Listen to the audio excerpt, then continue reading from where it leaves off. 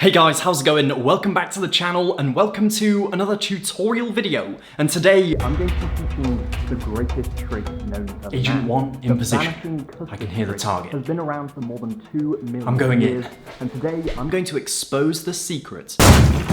Alright, Buster, the game's up. Hands in the air.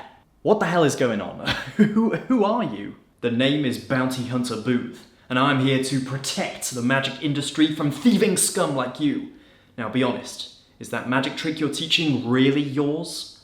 Yeah, it's just my own original trick. Right. Well this is awkward because I got a memo that you were teaching something by Illusionist, but I mean if this is an original trick then this is all a big misunderstanding. Sorry, I'll see myself out. Right, okay, no worries. This isn't real by the way, it's just from a joke shop, but anyway, bye, have fun. Okay, let's talk about magic thieves on YouTube. How's it going guys? Welcome back to another episode of Magic News. This is not a tutorial, but today we're going to be talking about tutorials, and specifically the people who do tutorials on tricks that they have no right to teach. There has been a whole sort of drama unfolding lately in the magic world. A specific YouTuber called Ekaterina, who I used to be subscribed to actually quite a few years ago, as it turns out, her recent endeavor on YouTube is revealing tricks that she doesn't have permission to teach. She's been exposing the secrets of other creators' work in YouTube short format and gaining a lot of views and attention because of it. And the drama starts when Illusionist got involved. The first I heard about this whole drama unfolding was, of course, over on Instagram. On Illusionist's story, they posted this. At Ekaterina Magic just exposed the second thing from our website. We messaged her to tell her we are sick of her exposing secrets of living artists without permission and to take it down. She saw the message and blocked us. Wow, that is quite a way of responding to being directly called out on stealing other people's content. Just read the message, block it, ignore, and move on. That is not really the actions of an innocent person, in my opinion, but they go on to say, please help us by reporting the content that isn't hers to share unless she's had permission from the artist, which, for our stuff, she does not. Now, when a magician teaches something that is very similar to another magician's work, there are two things that could be happening. The first one is it could just be a coincidence, right? This has happened to me in the past, where I've posted a tutorial for a trick that I fully believed was an original trick, and then another magician has come along, messaged me and said, actually, this is my trick, I created this here, and this was this magic product, right? The example I'm thinking of was a while ago, I accidentally taught a Lloyd Barnes trick, which was actually released through Illusionist.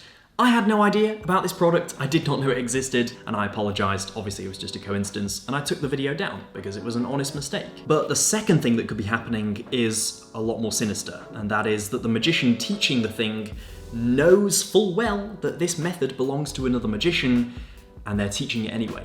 Whether they've seen it in a magic product or a lecture or a book, or it really doesn't matter, they've come across a method they like, and they're just exposing that method online, which of course most magicians with more than 3 brain cells understand is completely morally incorrect. You can't just look at a trick that is belonging to someone else and teach it, because obviously you're taking away from that creator's livelihood. That is their method, they deserve the right to make money from that method. Hopefully that is sort of self-explanatory, but in this case it seems that Ekaterina, and Ekaterina is by no means the only YouTuber that does this or the only person online who does this. Believe me, there are many people online, including mainstream Mike, who do this regularly and have no moral qualms about it whatsoever. But yeah, like I say, there isn't really a system in place to stop this happening. If I wanted to, I could teach any method I wanted. I could just sit here and teach Shin Lim's Dream Act, and there's nothing really legally stopping me from doing that. Now, yes, Shin Lim would probably sue me, you know, and would probably be very annoyed, but legally, it's kind of a grey area. Is it copyright infringement? Is it not? Who really knows? There's not a law against it. and there's not really any rules against it other than people's morals. This is where things get interesting, because Illusionist follow up that story by saying, we got a massive response to that Ekaterina story, so if we came up with a way to pay the community to police itself, would you want in, reporting copyright infringement / piracy within Magic? Would you be interested? Yes? No? #bounty hunters. Bounty hunters, what an interesting expression. I mean, I feel like putting on a Mandalorian helmet and heading out there right now. This is such a fascinating solution to something that definitely needs to be solved. I love the expression, getting the Magic community to police itself, because really that is the only way of doing it. Illusionist can't come in and claim to be a sort of higher power, a policing force in the Magic community and do it themselves. But what they can do is they can encourage the community to keep itself in check. I like that idea, that sounds good.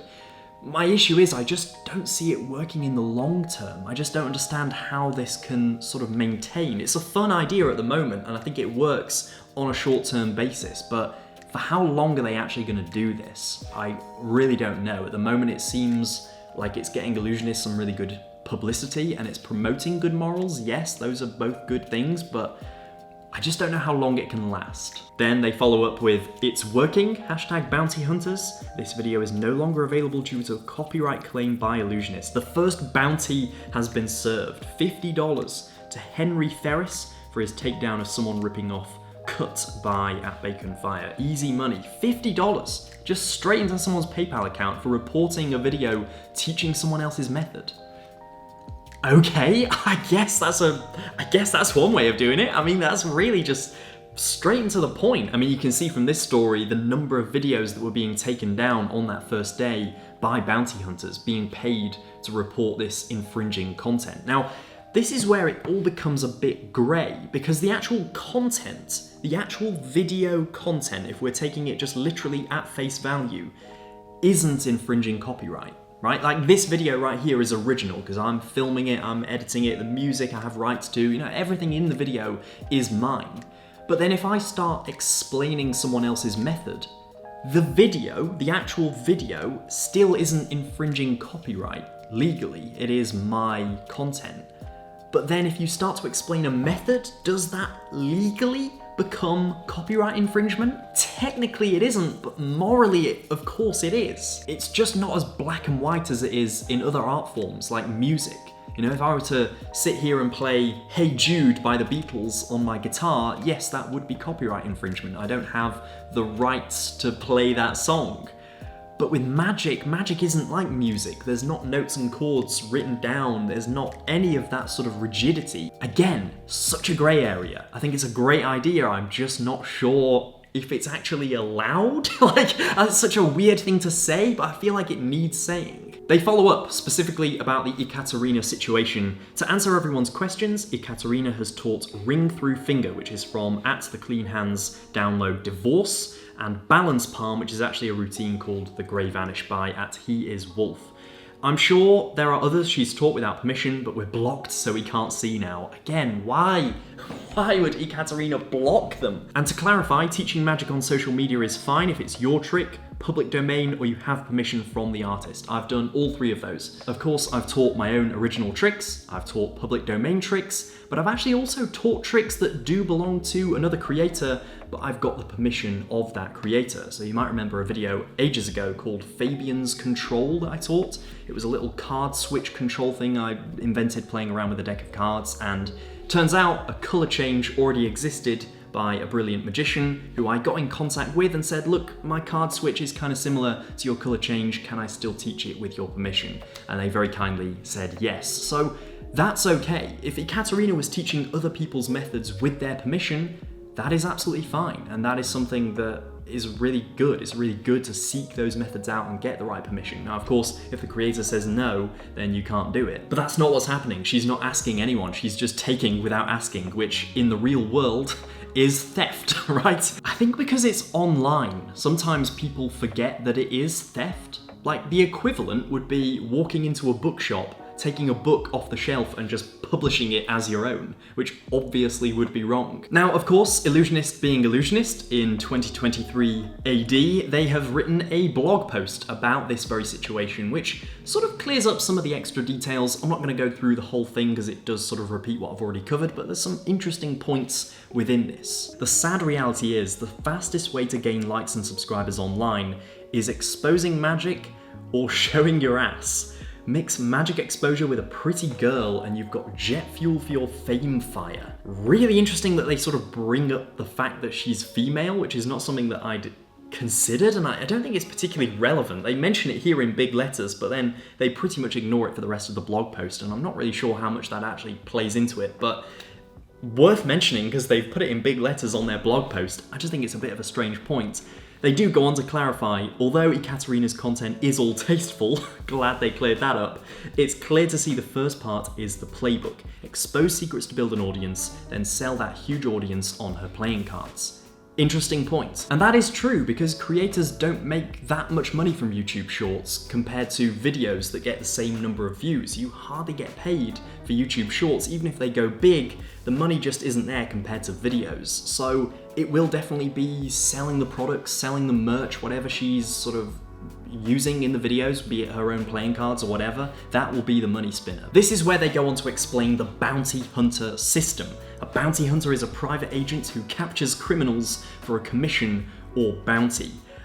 So what you do is you submit links from YouTube or Instagram to support@illusionist.com with the subject line bounty hunter, and they will pay you, could be $20, could be $50, $100, or $1,000, depending on the size of the offender. Now, the first thing I thought was, surely what people are going to do is they're going to film themselves explaining an illusionist trick, then submit that link, and effectively be paid for exposing an illusionist magic trick. That was the first thing that went through my head. Maybe that shows that I've got a little criminal streak in me, but they do say that you can't do that, obviously. They're gonna check that it is a legitimate claim, that it is a link from someone else, and that you've not just made it yourself, so there's that idea out the window. I am kidding, don't worry.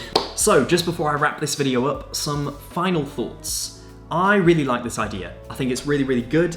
I'm just not sure about the longevity of it. Like I said, I'm not sure how long this system can last. How long are illusionists gonna do this? Because clearly it's not profitable for them, right? They are losing money by doing this. They are paying the bounty hunters, but actually they're not really getting anything in return except possibly people buying their products, but I really can't see that outweighing paying the bounty hunters at the moment. I don't think that the source, the traffic, is gonna go from YouTube to those people instead of watching the tutorial buying the products, if that makes sense. I think it's a good idea, and I think the idea of having the magic community keep itself in check is something that could be expanded on for a system that is more of a long-term fix. At the moment, this feels like a band-aid. It's just a short-term fix, but some system needs to be put in place to stop this happening, because I think it's a real shame that people feel the need to do this. I watched Ekaterina, like I said, years ago. I watched her YouTube channel and I thought her content was pretty good. I even sent her a prototype of my first ever deck of cards,